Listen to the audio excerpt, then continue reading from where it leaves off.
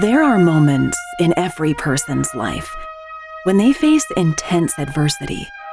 They're crucibles that forge who they become as individuals and as leaders. Now more than ever, we need leaders who are called to a higher standard, focused on leaving it better than they found it, and paying it forward to the next generations.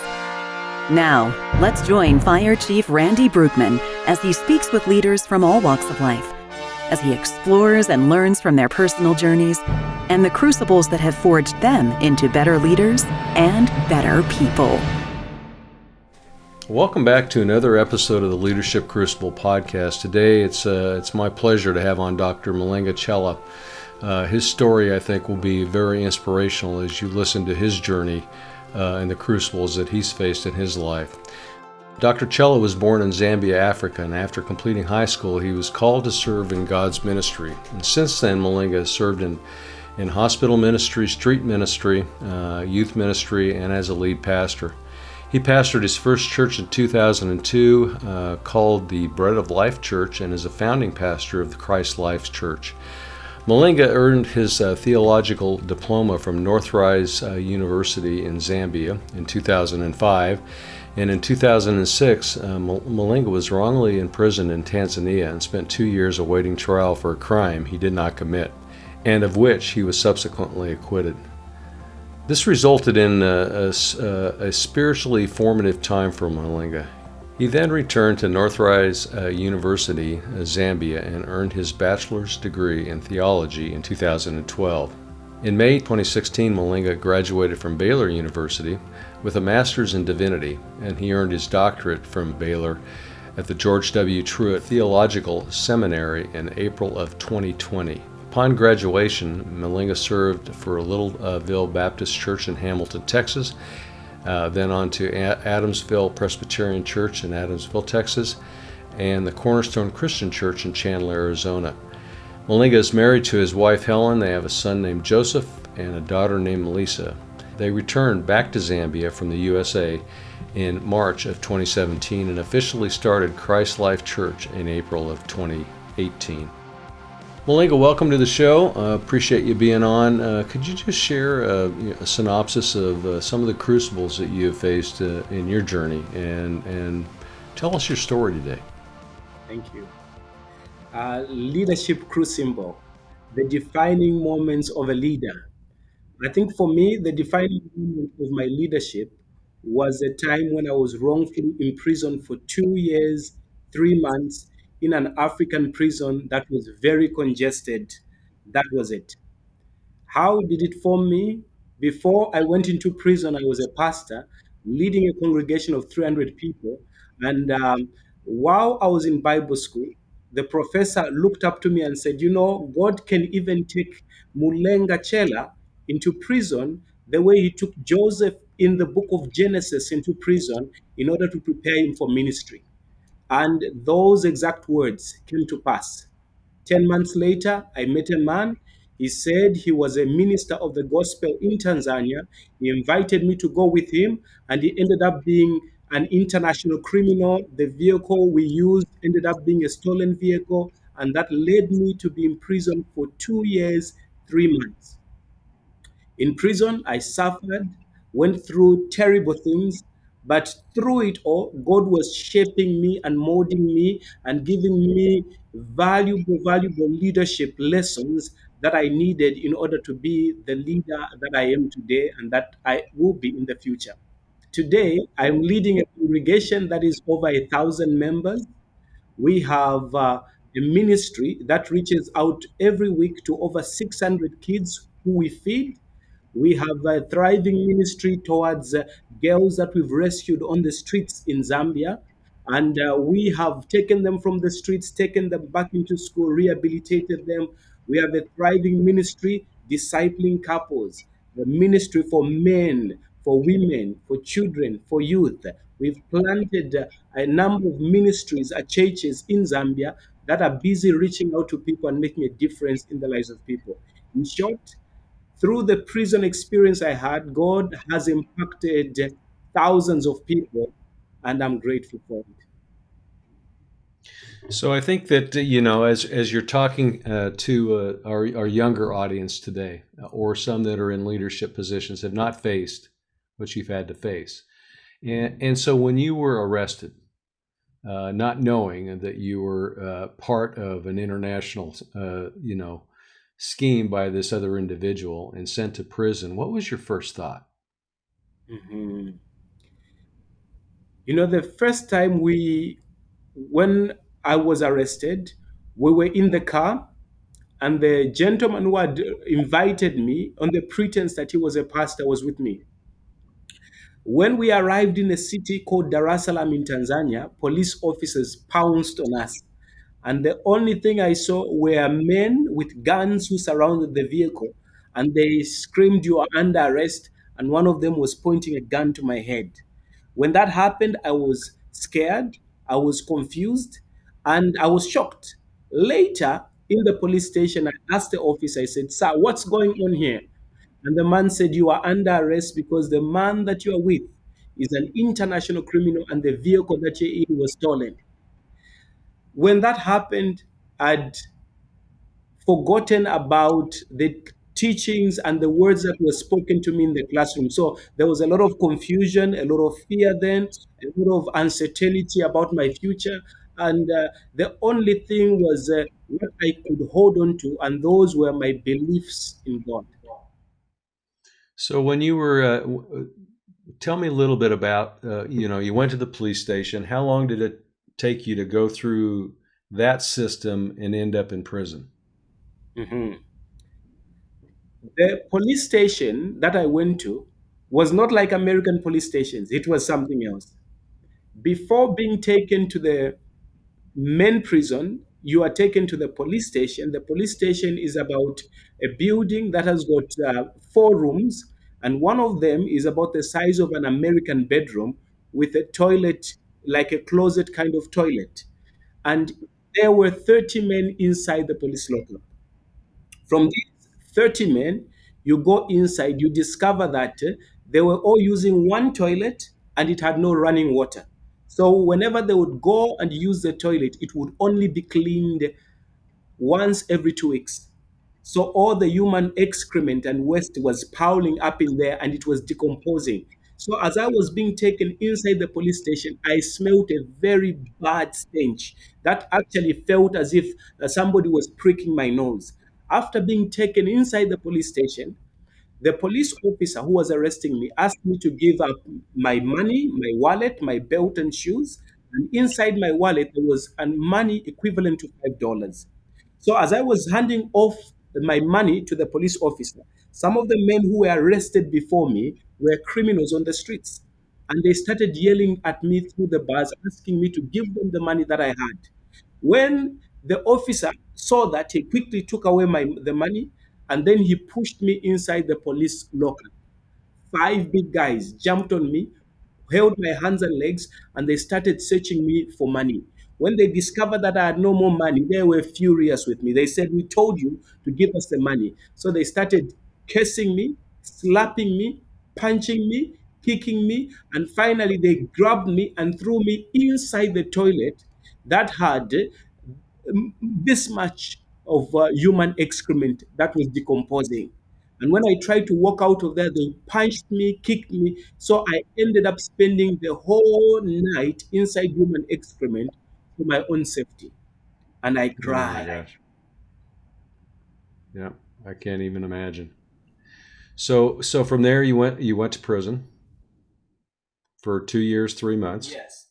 and I would imagine that was not much of a better experience than the police station. No, no, it wasn't. From there, I was taken to the prison. Now, the prison itself was something else because it was a prison constructed for 1,500 prisoners, constructed during the colonial days, but it had a maximum of 5,000 prisoners. The prison had domes that were constructed to hold 15 men, but they had a maximum of 75 men. Inside the domes, there were forms that one person can sleep on, one person's form. Instead of one person sleeping on one form, three people slept on one form. And the way people slept, we all slept on our sides. One person's head facing on the north, the other next person's head facing the south, just like that from one corner of the room to the other. Some of the people in the prison had fungi, skin diseases. There were a lot of bed bugs, ticks, you name them. And it was hell. The food in prison was bad. Every day we had partially rotten corn, grounded, cooked like grits, and beans. The beans was also partially rotten, and we found a lot of insects in it, cockroaches in it, stones in it, and there were no ingredients like cooking oil or anything in the food. So it was just cooked like that, and that's what we had on a daily basis. How did you take such a terrible situation and turn it into something good? So this went on for 2 years, 3 months. Now, while I was there, I was complaining. I started complaining. I thought, Lord, why this? I was serving you as a minister of the gospel in Zambia, and this has happened to me. I've never done anything to deserve to be in prison. Why have you allowed this to happen to me? Well, the interesting thing is that while I was in prison, I came across a man who had been imprisoned since 1973 for something that he never did. And that man turned his prison experience around. Instead of complaining and being bitter like me, the man was passionately saving people in prison, loving on them, teaching them, discipling them, and just making a difference in the lives of people. And he had this joy that was oozing out of his face and out of his personality. And when I looked at him, that convicted me because I came to a point where I started reasoning to say, here is a man who has been in prison for more years than I had lived on earth, and yet he was filled with joy and saving other people. And I was filled with bitterness and anger at that moment. So the man inspired me to stop complaining, stop having pity parties, and I started rising up, reaching out to my fellow prisoners and saving him, sharing the gospel to them just like he was doing. So that was a defining moment, one of the defining moments for my transformation. How I got out of prison. The man who had deceived me and told me that he was a minister and yet he was an international criminal was arrested with me. After being spending a few days in prison, we came to learn his true colors. He was a cunning criminal. He deceived some of the most feared criminals in prison, police officers. He deceived and made enemies with almost everyone in prison. The man had plans of escaping from prison, but when his plans failed, he decided to commit suicide, to kill himself. He took an overdose of medicine in a bottle, drank it all with a hope that he would die.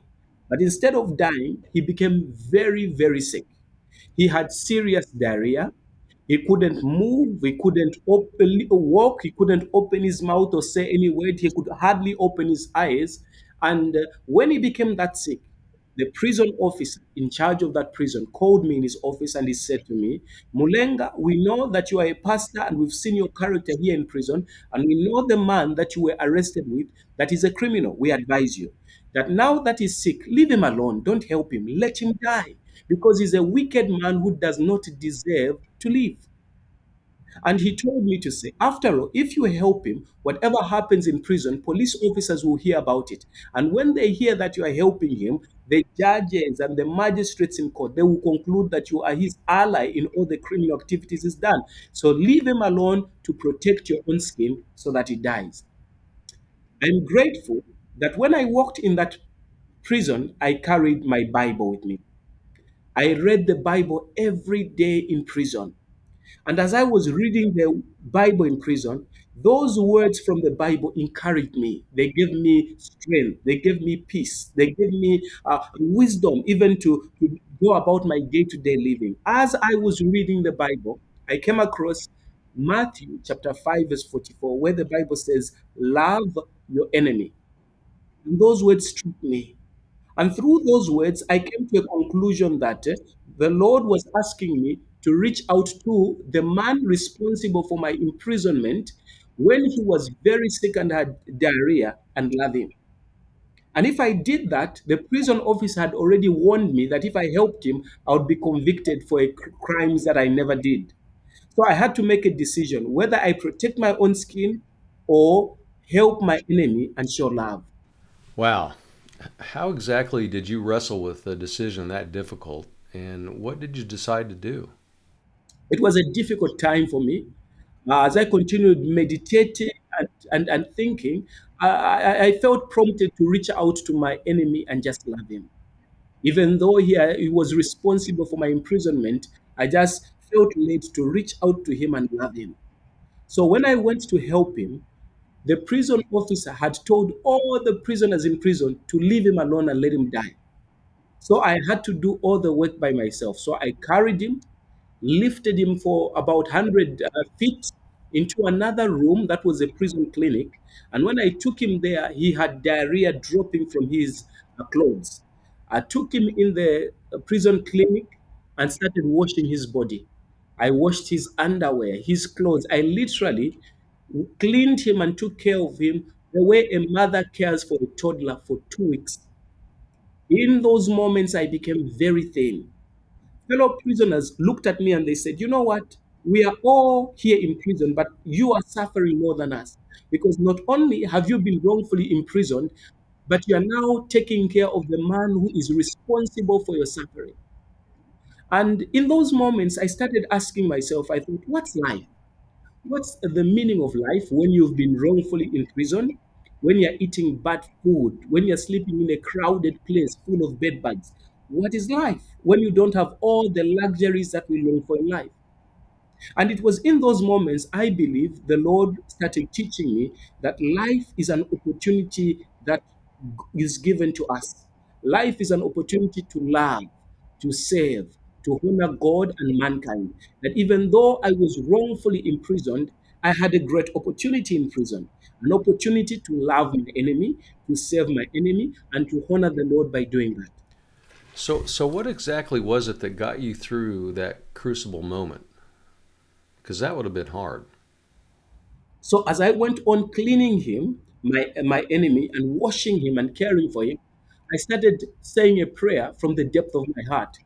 I said, "Lord, as I clean this man, I'm doing it in obedience to your word that says, love your enemy. As I clean him, I'm doing it as an expression of my love to you, my maker. I love you." And I went on saying that prayer every day. And amazingly, as I said that prayer, I felt peace that I cannot explain. I felt joy. I felt the strength that I needed and the divine presence that helped me carry on during my time in prison.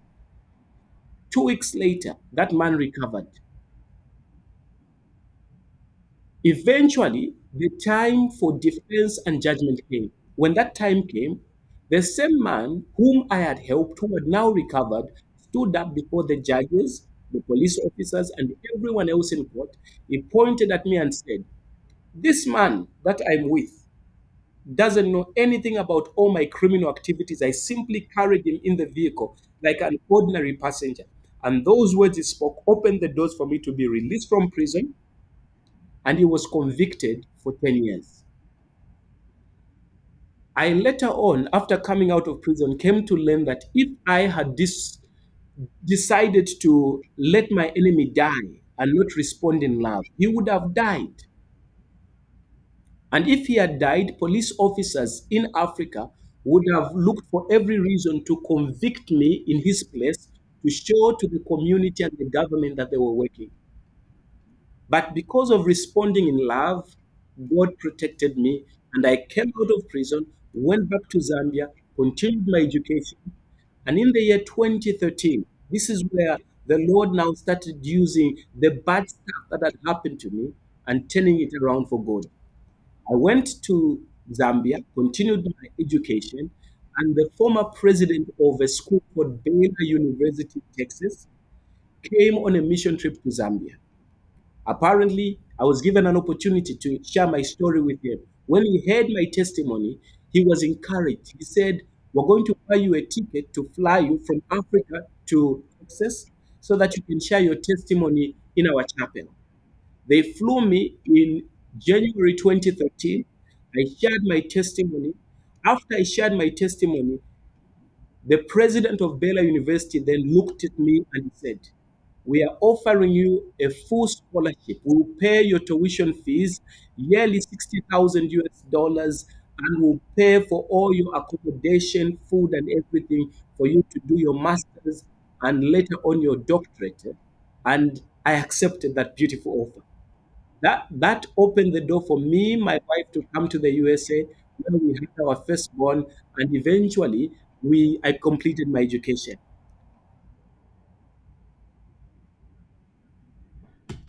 Wow, that's quite a story. When you were talking about your experience, I often thought about as leaders in any organization that you're in or in life in general, you're always faced with people that whatever you're doing and when you do the right thing will push back or will discount you as a leader, as a person, because of the things you're doing, especially when you're doing the right things. And your story of taking care of the very person that put you in prison because it was the right thing to do, I think is a good testament to what the Leadership Crucible is all about, and what good leaders do. And I mean, you led by example, and I think it paid off in the end. You got out of prison. The person that you saved, the person that put you in prison, that you ultimately saved his life, stood up for you so that you could get out. So it was a full circle payback in a way. And look where that's taken you. It's taken you to Baylor University. You got a PhD, and so what'd you do? What are you doing now? Because you're still making a difference in people's lives around the world. So you got through Baylor, you got your PhD. So tell me a little bit about what you're doing right now. Mhm. So after getting the doctorate I have at Baylor, I knew that I had to do something meaningful with the blessings that the Lord had given to us. And the best way we could do that, my wife and I, was going back to our nation. Even though our nation is a developing nation, we don't have the luxuries that are here in America. We knew that we had to go back and save our people with the knowledge and the blessings that the Lord had given to us. So in 2017, my wife, my son, and I went back to Zambia, the city of Lusaka, to start a ministry.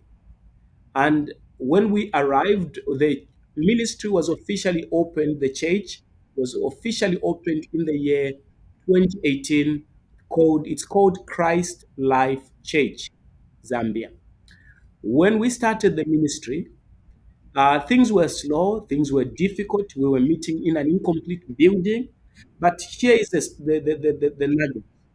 Because I had spent some time in prison and suffered in prison, the challenges that we were facing when we were doing the ministry in Zambia the first time were nothing compared to imprisonment.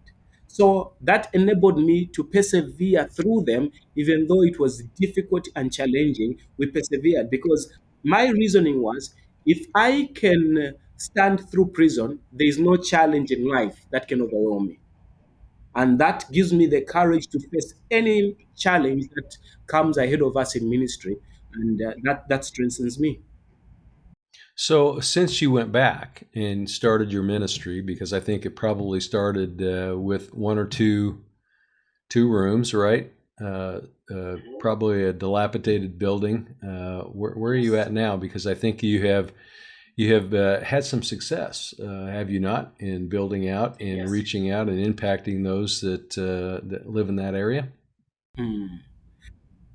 Today, we are so grateful that even though we started small, within 4 years, this is what the Lord has done for us. We have a campus that is 5 acres. On that campus, it's in a good community, rich neighborhood, and we have built a worship building that seats 430 people. It's beautiful according to Zambian standards. Secondly, we have 7 classrooms that we are using on Sundays for training and discipling children. And we also use the same classrooms during the day to provide formal education for kindergarten, grade 1 to grade 4. And on top of that, we use the same classrooms to provide skills, because we have a lot of poor people who have never been to school or who live on less than $2, families of 6, and we bring them in to give these poor women skills. We are focused on giving them the skill of sewing, and once they graduate, we empower each one of those women with a sewing machine. We also train adult literacy. We have had over 40 people that have gone through the classes that we train how to read and write.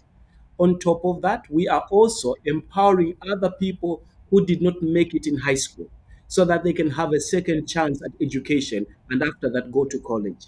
So on Sundays, the same classrooms are also used for the discipleship of couples so that we can help couples to live in love, in unity, men to love their spouses, not to beat or abuse their wives, etc., etc. So it's a campus that is being used effectively to better and transform lives on a daily basis. So not only are you touching the parents in that area, you're actually training the children about how to grow up and be better parents themselves. Yes. Yeah, yeah. I think that's just outstanding.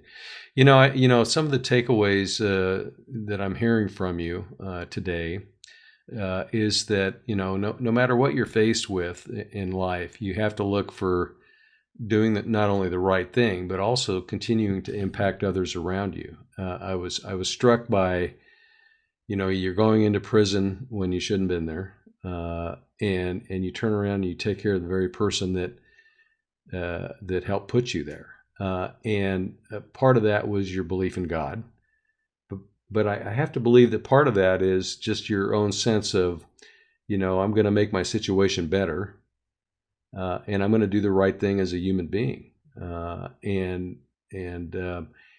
important to that is that as you walk through life, whatever your journey is, that you take those tenets with you. What do you think? One of the things I had to grapple with when I was in prison is making a decision to live for myself or to live to be a blessing for others. Because even in prison, when I had nothing, I had no relatives around to help me because it was in a foreign prison. I had to make a decision whether my life would be a blessing to others or I would live a selfish, bitter, angry, and depressed life. I'm grateful that I chose the first, to be saving others. I remember while I was there in prison, I started teaching other prisoners on a daily basis. I would spend time teaching them English, teaching some how to read, and just training them how to be men of substance, men who would come out of prison better, transformed and reformed, and sharing the gospel, of course. So that was my takeaway, and that, even though I was in prison, gave me a purpose. It gave me fulfillment. It gave me a reason to continue living each day, because I knew that my life was living for a greater cause even when I was imprisoned.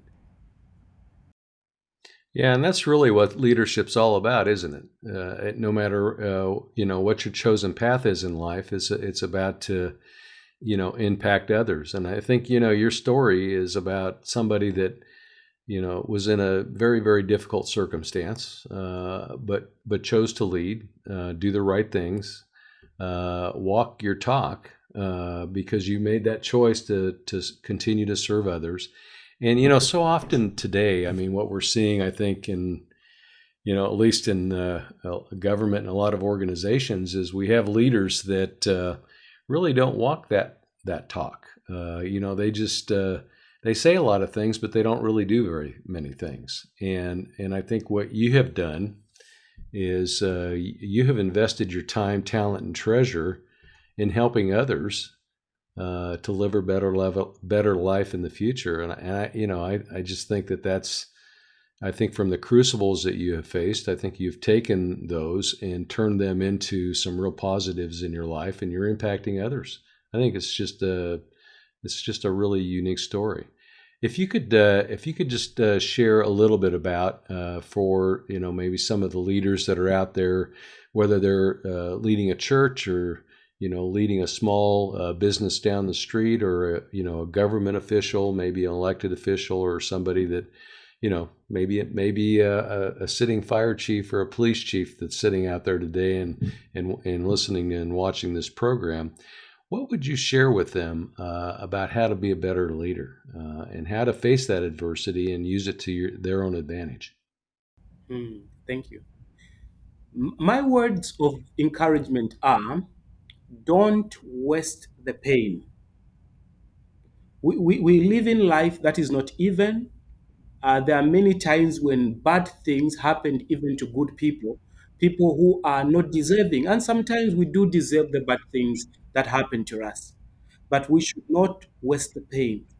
And how do we waste the pain? We waste it when we get to a point where we allow those challenges and problems to destroy us, to ruin us, to bring us to a point where we become self destructive. It is important for us as leaders to always have the courage to rise up above the challenges and the trials that we go through and look for means and ways to use the pain, use the challenges and the trials for a good cause. Every challenge has an opportunity to be used for something good and glorious. And if you persevere, that path will be open for you so that you can turn around your story for good. So I encourage you, don't give up, don't throw in the towel, continue fighting, continue moving forward, and believe and expect the best. Thank you. I think there's another really a great takeaway, and I totally agree with what you say. It's sometimes what you do with those experiences and what you learn from them, because you're going to be faced with other challenges in the future. That's just going to happen. That's what life is. And if you don't learn from either your past mistakes or your past adversities, then you are destined to repeat yourself probably over and over again. But oftentimes we also maybe become too self-centered in ourselves, especially when we're in leadership positions, or maybe self-centered is not the right word. Maybe when we find ourselves in those really adverse situations, instead of internalizing and looking to how do I better my circumstance, we give up.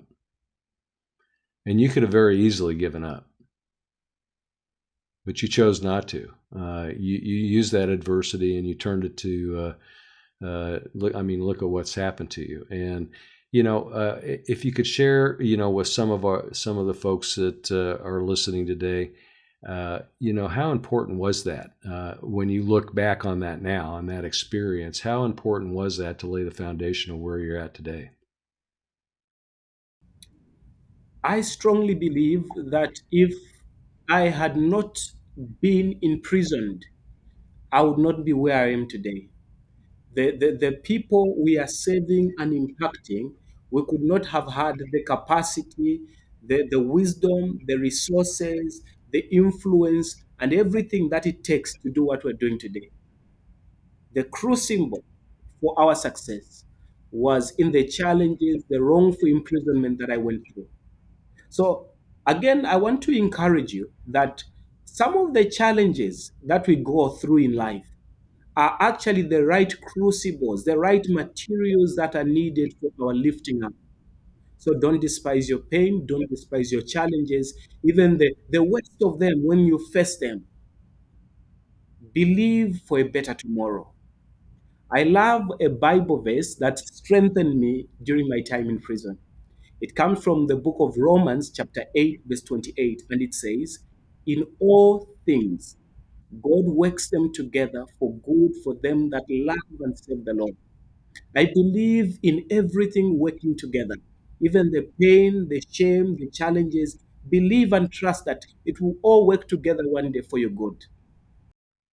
Well, and I think as you pay it, we have two sayings on this show. Is that you always, we look at for leaders that leave it better than they found it, and you definitely have done that and are doing that right now. And secondly, we look at leaders that are paying it forward to the next generation, and you definitely are doing that. Yeah, absolutely. I mean, you're planting the seeds of the next generation to go forward and do better things in your country. And I think that's just a real testament to not only your faith, but your leadership and your skill set. And we definitely thank you for all that you're doing.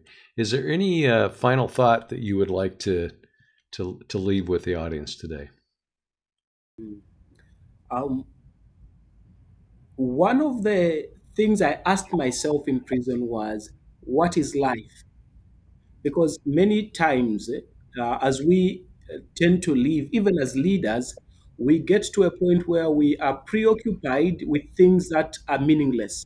So much so that at the end of our lives, we look back and say, the things that I was pursuing every day, that I was fighting for, that I abandoned my family and important things in my life for, are useless. When I was in prison, it was in those moments I started evaluating my life to see the necessary, important, and valuable things that I ought to spend my life on. And I came to break it down to this. Life is about serving others, loving others, caring for others. And in everything that we do as leaders, it should boil down to this: loving others, serving others, helping others, and making lives better for others. If we can do that, then we win as leaders. Couldn't agree more. I think that as individuals, whether we are in a leadership position or not, your legacy is built one day at a time, isn't it? And you build that you build a good legacy by impacting people each and every day in a positive way. And if we can do that, then at the end of our time on this earth, I think we'll be remembered for people that have made a difference in the lives of others. And I think that's what good leaders and I think that's what good leaders do. I think that they they impact the life of others in a positive way. And so, Mulenga, thank you so much for coming on the Leadership Crucible podcast and sharing your story. It's very inspirational. And we'll get some information on the program that you're developing, so we can put it on the podcast as well. And if you've got some pictures or some video that we can share with the audience, that would be great. We would love to see if we can gain some support for what you're doing over there. Thank you. Thank you so much. Thanks for listening to the Leadership Crucible podcast. If you have a story of adversity you'd like to share, we'd love to hear it. Visit us at theleadershipcruciblepodcast.com and join us next time as we continue to explore how to live lives of success and significance.